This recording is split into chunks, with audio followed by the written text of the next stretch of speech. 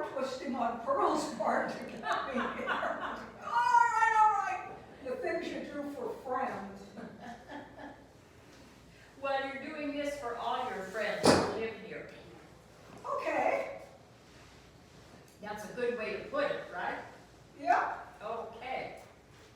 So, How did you come to live at this place? You want the long version or the short version?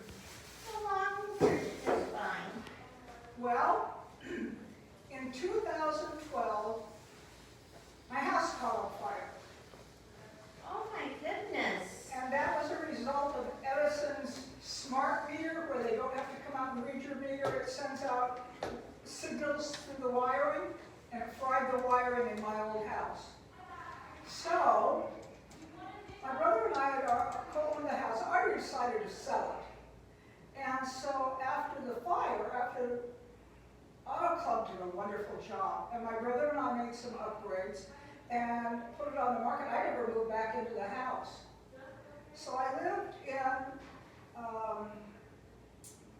were you in another house or in an apartment while you waited for the... oh, that's another story altogether. From the house, I moved into, the Auto Club moved me into the Radisson Hotel in Uptown Whittier. Oh, I lived there for 3 weeks while I found me a suitable apartment. They moved me into a gorgeous 2-bedroom, 2-bath. Oh, it was suitable. It was marvelous. When I had to leave the Auto Club, after 6 months of construction, the Auto Club said, well, your house is ready, you can move back in. And I wasn't going to move back in, but I asked, well, how much would it cost if I wanted to stay here? $3,200 a month. Oh my. Goodness. It must have been a beautiful place. It was gorgeous. Its own washer and dryer, 2 full bathrooms, a huge patio. It was just wonderful. Private garage that had a door that locked, and it was... Anyway, so when I moved out of there, I said, well, I have to have some place to go. And it was a District Star meeting, and somebody asked me, well, where are you going to go if you're not going back to the house? I said, oh, I don't know, but God will provide a place. And another friend said, you can live with me. So I lived with Emma for 6 or 7 months. And then I said to her, I got to move into an apartment because I have no furniture. I have nothing. So I found an apartment much less expensive than the one I'd been living in, but a nice apartment. So I could get some furniture, and then I moved in here. December 2nd, 2013. Now, backing up the story fast reverse, I had already applied to come here. God, I'm sorry. Because I looked at my family's health record, and I thought, I may need more medical than I'm going to be able to pay for. So anyway, that's how I ended up here, honey. Well, that was a good move. Good for you. Yeah, I got tired of moving, so when I originally lived in apartment C105, and I said, this is the last move I'm ever going to make. Well, it wasn't. I moved from there into C109, and my allergies were so bad that I moved from there. No, I moved into 105, and then I moved into 109. I'm done moving. That's it. And I may actually get unpacked one of these days. Okay. So what about the beginning and when you were in school? Where Tell did us you go the to grand school? story.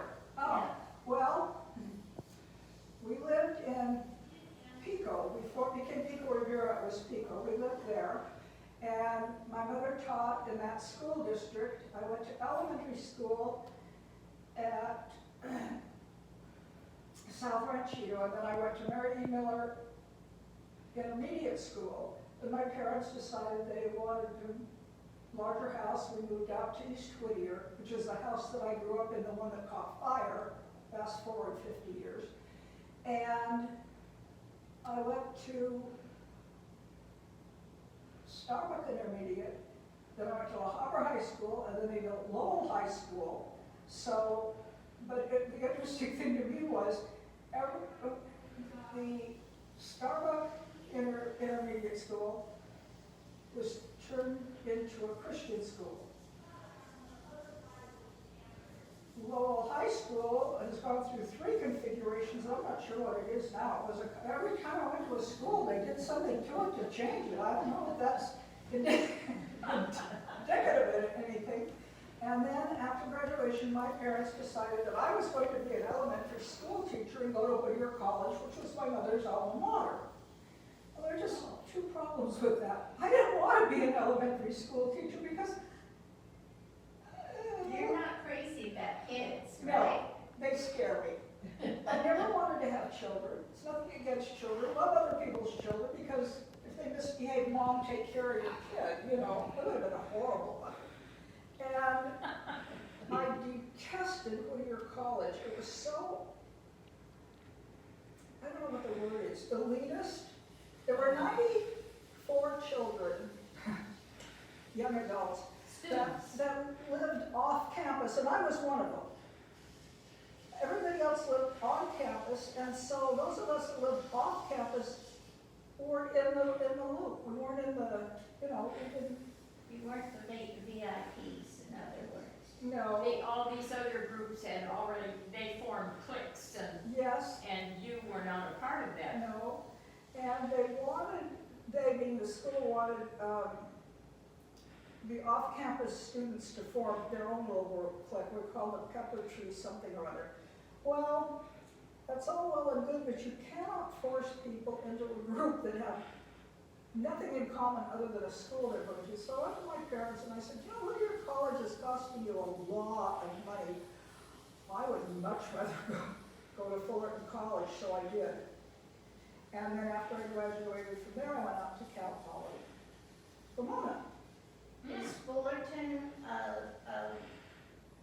junior college? It was called, yes, it was called that then. I don't know what it's called now. It probably not even exists anymore. No, I think it does. Yeah, I think it is. Fullerton College, yeah. But I had broken the news to my parents that I didn't want to be a teacher. So I got my 2-year degree in business administration. Because my dad had told me, he says, I'll pay for your education if you become a teacher. Oh. So when I got my diploma and took it home to show my parents, I said, I'm sorry, I'll pay you back every penny. But I couldn't do it. I could not be an elementary school teacher.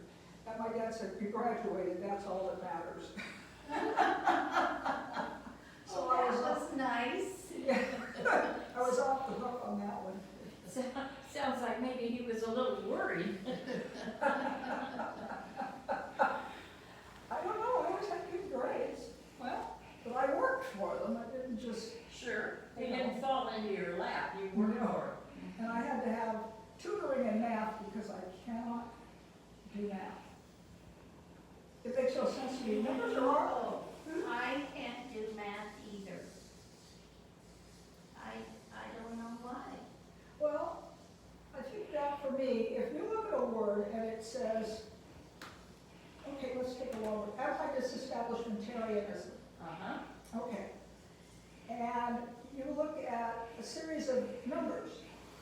And when you look at anti-disestablishmentarianism, You can sound it out because it's all and it has syllables. it has a meaning, Mhm.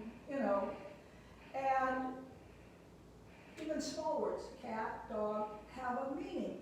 Numbers have no meaning. They're just an arbitrary series of Yeah. squiggles. And, I never thought of it like that. you know, and I look at it and go, okay, so I've got 69724 ad infinitum. So what? Yeah. So I had to have tutoring in math. So they wouldn't let me take chemistry Oh dear. in high school because my math was just non-existent. And so Was chemistry difficult for you? they never let me take it. Oh, because there's a lot of math in chemistry. Yes, and so I took biology. And my lab partner and I managed to create a highly virulent strain of staph. And everybody in the school had to be tested. There were quite a number of children that were positive with it. And I guess now it's called contact tracing, but they had to send home notices to the family and say, your child has been exposed to this staph germ. Have you ever looked up and saw a black cloud that was following you around? Occasionally. Well, then my lab partner, the same biology lab partner, blew up the chemistry lab. Oh, for goodness sakes. He created an explosion that blew out the windows in that building and the facing building. Oh my goodness. We were an adventurous group, Well, I would say so. but it was fun. What can I say? You know, Do you remember little Abner, the little man that wore a black hat and he had corners on it and so forth? I never was able to pronounce his name, but he was Mr. MPHT something or other. But he had this black cloud that traveled with him wherever he went. Oh. his first name was Joe. Oh, yes, I think you're right. Well, I'm glad to hear this story because I will not come near you. Oh, I'm sorry to hear that. You do you. Is that why your brother lives far away? Might very well be why he moved to Virginia, but then he worked his way a little closer to Michigan, so. Oh, that's good. Okay? I know he comes to visit you now and then. Yes. Yeah. Well, you Okay, know, we're this is gonna- just, We're going to have to time out our visit. I'm so sorry, because I'd like to hear more of your story. There are an awful lot of them, Oh. some of which I cannot dare share. oh my. Well, we really thank you for coming and letting us It was interview fun, you. it was really fun, thank We you certainly both, I did. enjoyed it. Well, we're glad you enjoyed it. We enjoyed it too. We enjoy doing the interviewing. Oh, I'll bet.